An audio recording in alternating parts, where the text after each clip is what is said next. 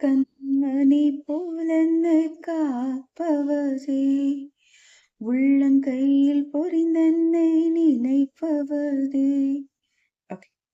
கடவுள் இன்னைக்கு ஒரு புது நாள நமக்கு குடுத்திருக்காங்க. அதுக்காக நன்றி சொல்வோம்.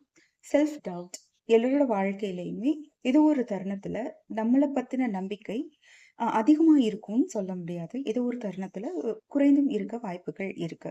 ஸோ ஒரு வேலையை எடுக்கும்போது இத நம்ம செய்யலாமா? வேண்டாமா? நம்மளால செய்ய முடியுமா? இல்ல முடியாதா? அப்படின்ற கேள்விகள் நமக்குள்ள இருந்துகிட்டே இருக்கும். ஆனா அந்த வேலையை எடுத்து செய்யும்போது அது நமக்குள்ள ஒரு புது நம்பிக்கையை ஏற்படுத்தும். ஒரு ரிவார்ட் மாதிரி இல்லாம, ஒரு விதமான சந்தோஷத்த அது நமக்கு கொடுக்கும். ஒரு வேலைய செய்யும்பொழுது, அது 100% பெர்ஃபெக்ஷனா இருக்கும் அப்படின்னு நம்ம எதிர்பார்க்கக் கூடாது. அதுக்காக 100% இருந்துச்சுன்னா, நான் அத அக்செப்ட் பண்ணிக்க மாட்டேன்னு அர்த்தம் கிடையாது. 100% பெர்ஃபெக்ஷனா இல்லனாலும், அத அக்செப்ட் பண்ணிக்க பழகிக்கணும்.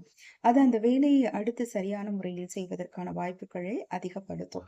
ஸோ ஒரு வேலைய எடுக்கும் பொழுது, அது என்ன செய்ய போறோம்? அத எப்படி செய்ய போறோம்ன்றத புரிஞ்சு செஞ்சோம்னா, அது ஃபியர் ஃபேக்டர்ஸ கம்மி பண்ணும். இத நம்ம ஸ்ட்ராட்டஜி இல்லாட்டி ஃபியர் ஹேக்கிங் அப்படின்னு சொல்லிக்கலாம்.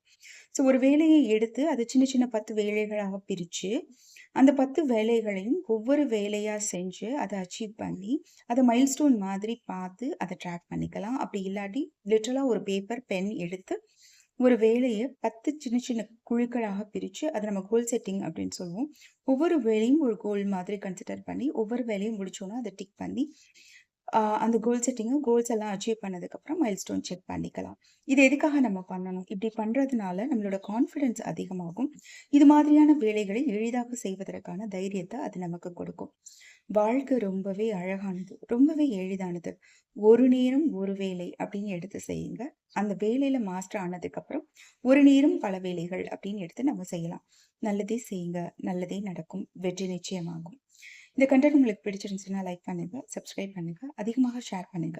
நான் நிர்மலா சிங்கரா, உங்களோட பாசிட்டிவ் சைக்காலஜிஸ்ட்.